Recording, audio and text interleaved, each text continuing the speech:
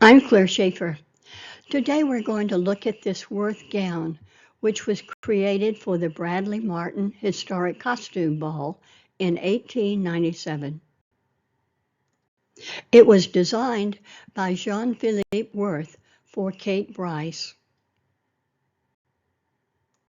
The fancy dress costume ball was organized by Cornelia Bradley Martin at the end of a 20-year depression.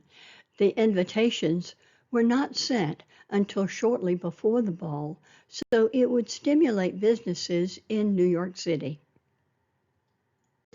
The hostess, Cornelia Bradley Martin, was dressed as Mary Stuart, Queen of Scots. This dress was designed for Kate Brice, who was dressed as a 17th century Spanish Infanta.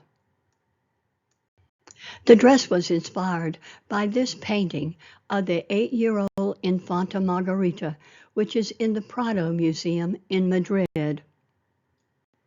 Until recently, this painting was attributed to Diego Velázquez. According to the Prado, it is now believed to have been painted by his protege, Juan Bautista Martínez del Mazo. According to the Brice family history, the measurements for Miss Brice was sent to Worth and the gown was completed in 24 hours, so the dress could be shipped by ocean liner to New York City in time for the ball. Before we examine the details of the Worth dress, let's look at the two dresses side by side. There are many similarities, but we are going to focus on the Worth dress, which is in the collection of the Museum of the City of New York. The dress has a separate bodice and skirt. The fitted bodice is padded and heavily boned. The ribbon strips and alternating silver trim are chevroned at the center and form a point at the waist. They are sewn to the bodice with running stitches. The upper bodice is trimmed with a ruffle of machine-made lace. There is a silver trim on the bateau neckline. The inset between the neckline and lace ruffle is gathered organza. At the center, there is a large taffeta shoe.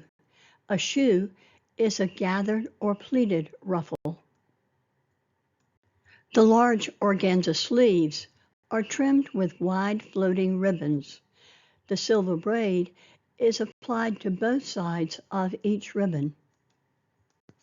The lace cuffs are trimmed with a pink bow and 3 layers of pleated organza edged with lace. It's easy to see how similar the bodice of the Worth design is to the Infanta's. Now let's look at the skirt. The full skirt is supported by 2 layers of satin.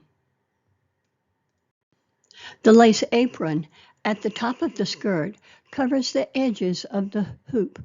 The silver garland drapes across the bodice from the right shoulder to the left waist.